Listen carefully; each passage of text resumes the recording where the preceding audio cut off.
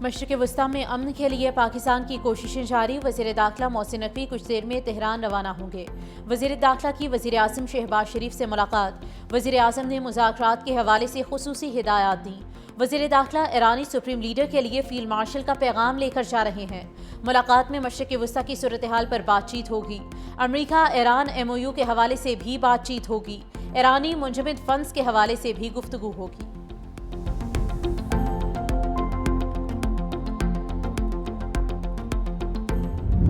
ایران نے کویت اور بحرین پر میزائل داغ دیے۔ ایرانی پاسداران انقلاب کا کہنا ہے کہ امریکی بیسز کو نشانہ بنایا گیا۔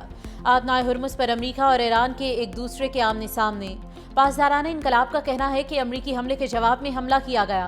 4 ٹینکرز پر فائرنگ کی گئی جو بغیر اجازت آبنائے ہرمز میں داخل ہونے کی کوشش کر رہے تھے۔ امریکی کارروائیاں جاری رہیں تو آبنائے ہرمز مکمل طور پر بند کر دی جائے گی۔ آبنائے ہرمز کی مکمل بندش کا ذمہ دار امریکہ ہوگا۔ بحرین میں 5th فلیٹ ہیڈ کوارٹر کو نقصان پہنچانے کا امریکی دعویٰ غلط ہے۔ امریکی سینٹکوم کا گروہ قشم میں تنصیبات کو نشانہ بنانے کا دعویٰ۔ کہا ایران نے 7 میزائل داغے، 6 روک لیے گئے، 7واں ہدف تک نہ پہنچ سکا۔ حملے میں کسی امریکی اہلکار کو نقصان نہیں پہنچا۔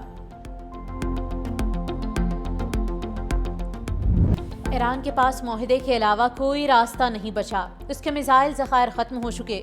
امریکی صدر ڈونلڈ ٹرمپ کا دعویٰ۔ امریکی نشریاتی ادارے NBC کو انٹرویو دیتے ہوئے کہا کہ ایران کے پاس صرف 21 سے 22% میزائل باقی رہ گئے ہیں۔ اسے مجبوراً ایسے اقدامات کرنا پڑیں گے جن کا تصور بھی نہیں کیا ہوگا۔ صدر ٹرمپ کے مطابق ایران کے معاملے پر بڑی پیش رفت ہو رہی ہے۔ امریکہ کی پالیسی واضح ہے۔ ایران کو جوہری ہتھیار حاصل کرنے کی اجازت نہیں دی جائے گی۔ ایران اس وقت جوہری ہتھیار بنانے کی پوزیشن میں نہیں۔ صدر ٹرمپ کے مطابق آبنائے ہرمز اہم عالمی بحری گزرگاہ ہے جہاں سے بڑی تعداد میں آئل ٹینکرز گزر رہے ہیں۔ بحران کے حل کے بعد عالمی منڈی میں تیل کی قیمتوں میں کمی ہو جائے گی۔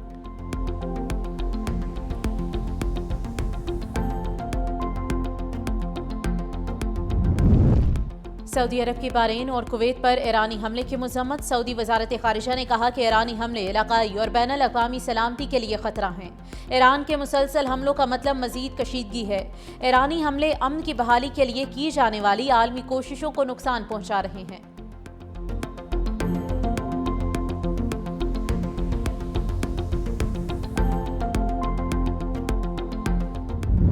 ٹرمپ کو مذاکرات میں ڈیڈ لاک کو توڑنا ہوگا۔ جب تک امریکہ ایران کے 24 ارب ڈالر کے منجمد اثاثے جاری نہیں کرتا، امن معاہدہ نہیں ہو سکتا۔ ایرانی سپریم لیڈر کے سینئر مشیر محسن رضائی کا CNN کو انٹرویو۔ کہا عبوری معاہدے پر دستخط ہوتے ہی 12 ارب ڈالرز ریلیز کیے جائیں۔ فنڈز فری کرنا ڈونلڈ ٹرمپ کے لیے اعتماد کا ایک بڑا امتحان ہے۔ یہ ہمارا پیسہ ہے، امریکہ کا نہیں۔ اگر امریکہ نے دوبارہ جنگ چھیڑی تو وہ تاریک راہداری میں داخل ہو جائے گا۔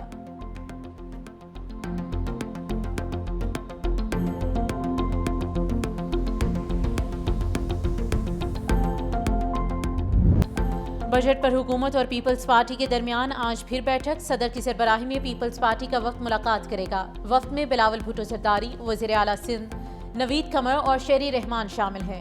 حکومتی ٹیم کی سربراہی نائب وزیر اعظم اسحاق ڈار کریں گے۔ وزیر خزانہ محمد اورنگزیب سمیت دیگر شامل ہوں گے۔ ملاقات میں ترقیاتی بجٹ کو حتمی شکل دی جائے گی۔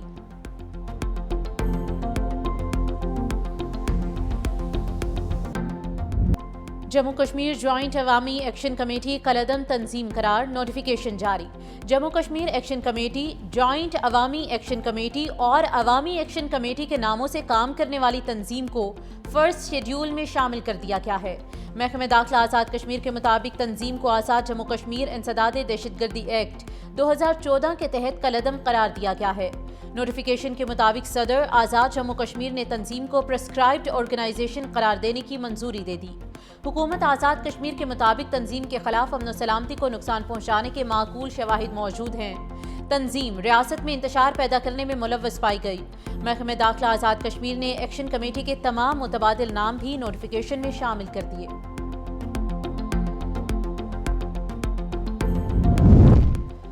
عوام ایکشن کمیٹی کا بیانیہ مسترد۔ آزاد کشمیر میں احتجاج کی کال ناکام۔ قائد حزب اختلاف شاہ غلام قادر کہتے ہیں کہ عوام ایکشن کمیٹی نے پہلے بھی 2-3 بار امن و امان خراب کرنے کی کوشش کی۔ ایکشن کمیٹی کا امن مخالف ایجنڈا ناکام ہو گیا۔ شرپسند عناصر کے سامنے آزاد کشمیر پولیس نے امن و امان کو یقینی بنایا۔ آزاد کشمیر میں تمام سیاسی جماعتیں انتخابات کی تیاریوں میں مصروف ہیں۔ آزاد کشمیر میں انتخابات پرامن اور جمہوری انداز میں مکمل ہوں گے۔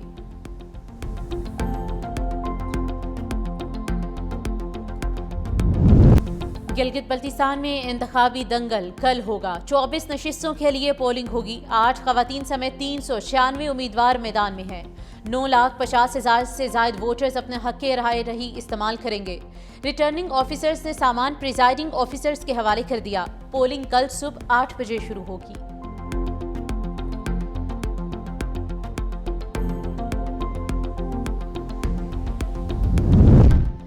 گلگت بلتستان الیکشن 2024 کے لیے ریٹرننگ اور اسسٹنٹ ریٹرننگ افسران مقرر۔ Chief election commissioner Gilgit Baltistan Raja Shahbaz Khan نے نوٹیفیکیشن جاری کر دیا۔ گلگت بلتستان کے تمام 24 انتخابی حلقوں کے لیے ROs اور AROs تعینات کیے گئے۔ گلگت، نگر، ہنزا، اسکردو، کھرمنگ اور شگر کے لیے انتخابی افسران کا اعلان۔ استور، دیامر، غزر اور گھانچے کے حلقوں کے لیے بھی ROs مقرر کیے گئے۔ الیکشن ایکٹ 2017 کے سیکشن 51 کے تحت تقرریاں عمل میں لائی گئیں۔ سیکیورٹی کے لیے بھرپور انتظامات کیے گئے ہیں۔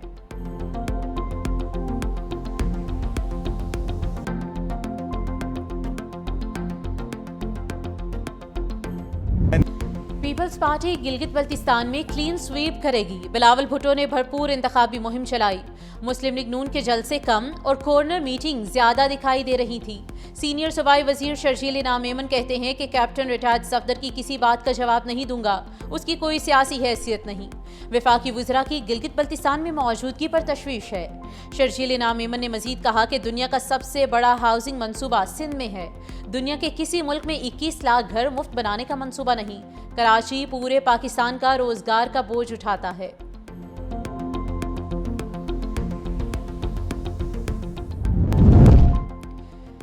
گلگت بلتستان میں ہر طرف شیر شیر کی آوازیں آ رہی ہیں۔ مخالفین مسلم لیگ نون پر کیچڑ اچھال کر ووٹ مانگتے ہیں۔ وزیر اطلاعات پنجاب عظمہ بخاری کہتی ہیں کہ مسلم لیگ نون کو ہمیشہ کارکردگی کی بنیاد پر ووٹ دیا گیا۔ گلگت بلتستان میں نون لیگ کے علاقہ کسی ایک جماعت نے ایک اینٹ نہیں لگائی۔ گلگت بلتستان میں تحریک انصاف کا 0 ووٹ بینک ہے۔ تحریک انصاف کا بطور جماعت ہر بیانیہ ریت کی دیوار ثابت ہوتا ہے۔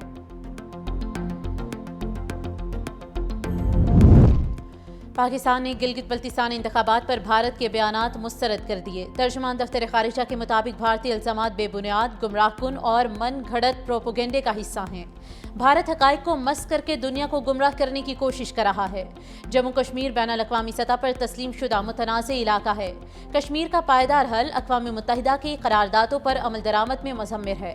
کشمیریوں کو آزادانہ اور غیر جانبدارانہ استصواب رائے کا حق دیا جائے۔ بھارت گلگت بلتستان سے متعلق بے بنیاد دعووں کے ذریعے اصل حقائق سے توجہ ہٹانا چاہتا ہے۔ پاکستان نے عالمی برادری سے مقبوضہ کشمیر کی صورتحال کا نوٹس لینے کا مطالبہ کیا ہے۔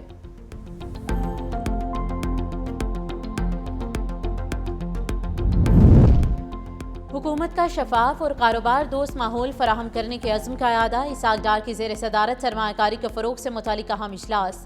براہ راست غیر ملکی سرمایہ کاری کے بہاؤ میں اضافے کے اقدامات پر غور۔ سرمایہ کاری کے ماحول کو بہتر اور مضبوط بنانے پر تفصیلی بریفنگ۔ نشکاری ایجنڈے کی پیش رفت اور ادارہ جاتی ہم آہنگی بڑھانے پر تبادلہ خیال۔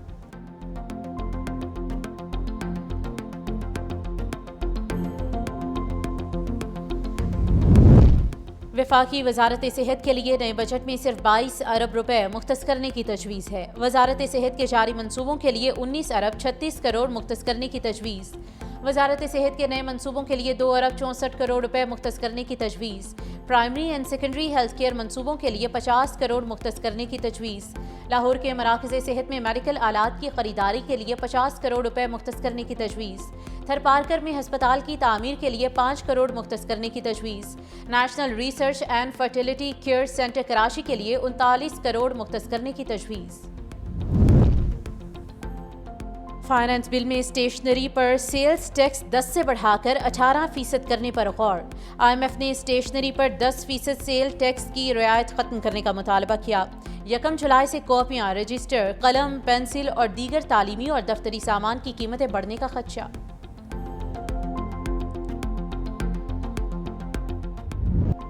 हुकूमत ने पेट्रोल पर लेवी में 24 रुपये 74 पैसे फी लीटर इजाफा कर दिया। लेवी 91.34 रुपये से बढ़कर 116.8 रुपये हो गई। डीजल पर लेवी में 24 रुपये 34 पैसे फी लीटर कमी। लेवी 68.93 रुपये से कम करके 44.59 रुपये फी लीटर मुकर्रर की गई है। मट्टी के तेल पर लेवी 20 रुपये 36 पैसे फी लीटर बरकरार। पेट्रोल की फी लीटर कीमत में 4 रुपये कमी, नोटिफिकेशन जारी। पेट्रोल की नई कीमत 377 रुपये 68 पैसे मुकर्रर। अगले हफ्ते के लिए हाई स्पीड डीजल की कीमत बरकरार। मट्टी का तेल 8 रुपये 70 पैसे फी लीटर महंगा, नई कीमत 280 रुपये 70 पैसे फी लीटर मुकर्रर। मुल्क भर में आटे की कीमतों में रिकॉर्ड इजाफा। इदारा शुमारियात के मुताबिक 20 किलो आटे के थैले की कीमत 2800 रुपये तक पहुंच गई। कराची के शहरी मुल्क में सबसे महंगा आटा खरीदने पर मजबूर, जहां 20 किलो आटे के थैले की कीमत 2800 रुपये है।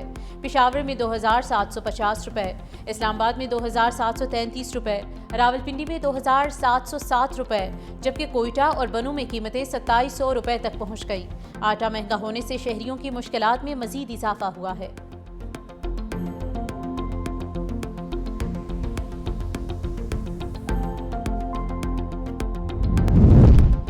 ड्रग डीलर पिंकी को लाहौर लाने की इजाजत मिल गई। लाहौर पुलिस ने महकमे दाखिला और अदालत से रुजू किया था।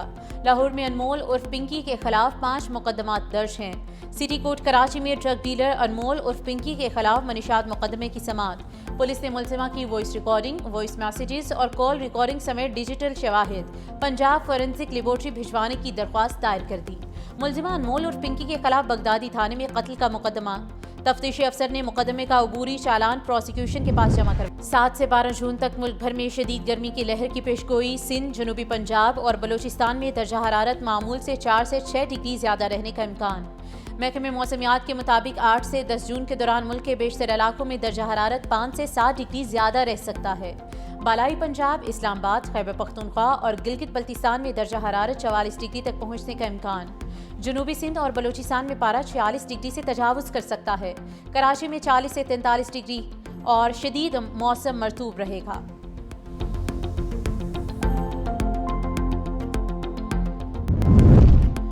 लेबनान और ईरान के दरमियान सिफारती बयानबाजी में शिद्दत। लेबनानी सदर जोसेफ ओन ने इल्जाम आयद किया कि ईरान लेबनान को अमरीका के साथ मुज़ाकरात में बतौर बारगेनिंग चिप इस्तेमाल कर रहा है। मुल्क जंग के बाद शदीद दबाव का शिकार है। ईरानी वज़ीर ख़ारिजा अब्बास अराग़ची ने इल्ज़ामात को मुस्तरद कर दिया। कहा, अगर लेबनान ईरान के लिए सौदेबाजी का जरिया होता तो तेहरान पहले ही अमरीका से मुआहदा कर चुका होता। उन्होंने सोशल मीडिया पर लेबनानी सदर को पैगाम दिया कि लेबनान को उसके हकीकी दुश्मन से बचाने की ज़रूरत है। तर्जुमान ईरानी वज़ारत ख़ारिजा इस्माइल बक़ाई ने कहा कि लेबनानी सदर अपने साथ खड़े लोगों को बेचते हैं। लेबनानी सदर अपना गला घोटने वालों के पीछे चल रहे हैं।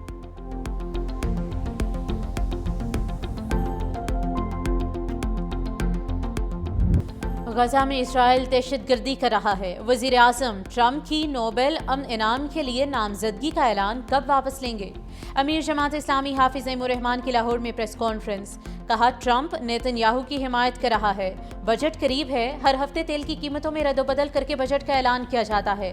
तेल की कीमतों पर लेवी टैक्स वसूल किया जा रहा है। 8066 अरब रुपए लेवी की मद में आवाम से वसूल कर लिए गए।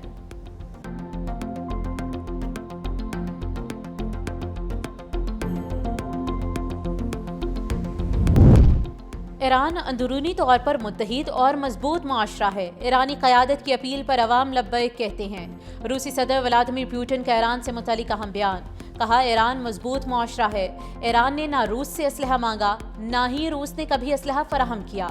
ईरान को इस बात का क्रेडिट जाता है कि वो अंदरूनी तौर पर तकसीम का शिकार नहीं हुआ।